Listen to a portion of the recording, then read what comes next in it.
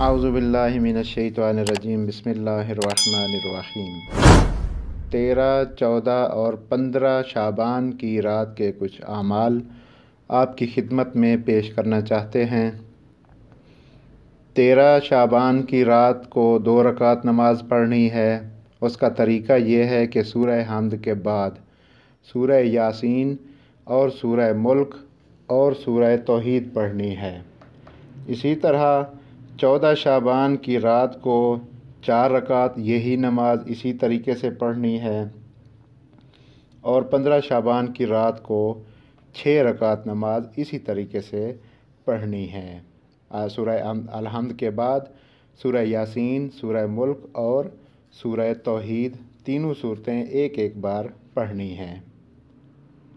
15 शाबान की रात की आमाल इन 6 रकातों के अलावा और भी आमाल हैं जो अभी बयान करेंगे।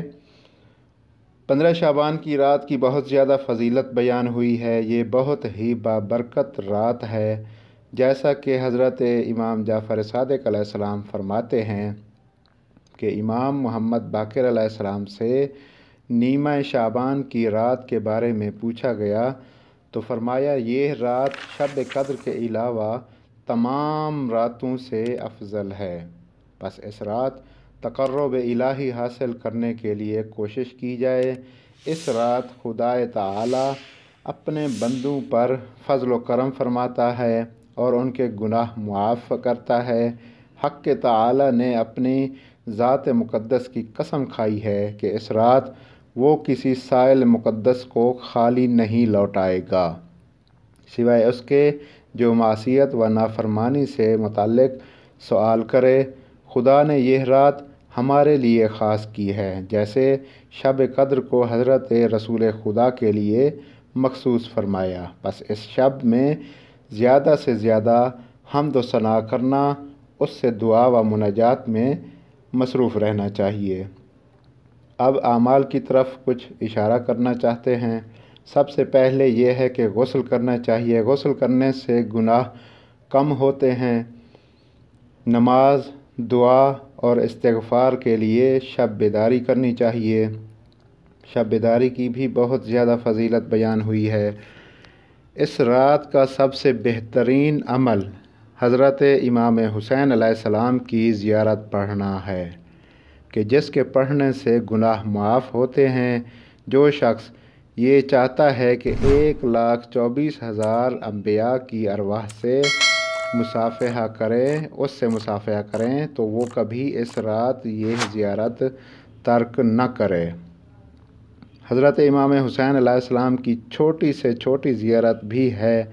अगर कोई किताब वग़ैरह घर में मौजूद न हो तो अपने घर की छत पर जाए, दाएं बाएं नज़र करे, फिर अपना सर आसमान की तरफ बुलंद करके ये कलिमात कहे, अस्सलामु अलैका या अबा अब्दिल्लाह, अस्सलामु अलैकुम व रहमतुल्लाहि व बरकातुहू। कोई शख्स जहाँ भी और जब भी इमाम हुसैन अलैहिस्सलाम की ये मुख्तसर ज़ियारत पढ़े तो उम्मीद है कि उसको हज व उम्रे का सवाब मिलेगा। इसके अलावा इस रात ये दुआ पढ़ने का ज़िक्र हुआ है जो इमाम ज़माना की ज़ियारत के मिसल है, और वो ये है। सिर्फ़ चंद कलिमात पढ़ूँगा। इसके बाद इसके अलावा आप अगर अपनी किताबों में देखना चाहें तो पढ़ सकते हैं। अल्लाहुम्मा बिहक़्क़ि लैलतिना हाज़िही व मौलूदिहा व हुज्जतिका व मऊदिहा।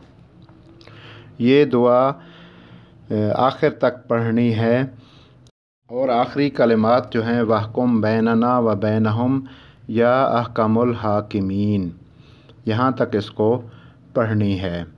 एक और दुआ है जो रिवायात में है कि हज़रत इमाम जाफ़र सादिक़ अलैहिस्सलाम ने 15 शाबान की रात ये दुआ पढ़ने की ताकीद की है।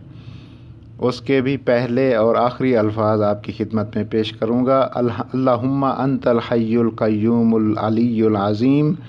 इससे शुरू होती है फ़रहमनी या अरहमर राहिमीन, यहाँ तक इसको पढ़नी है। इसी तरह एक और दुआ है जो रसूल अकरम सल्लल्लाहु अलैहि वसल्लम اس دعا کو اس رات پڑھا کرتے تھے، اور وہ یہ دعا پڑھے: اللہم اقسم لنا من خشیتک ما یحول بیننا، اور اسی طرح آخر تک برحمتک یا ارحم الراحمین۔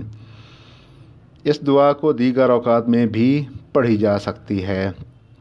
اس کے علاوہ اس رات دعائے کمیل پڑھنے کی بھی روایت ہوئی ہے۔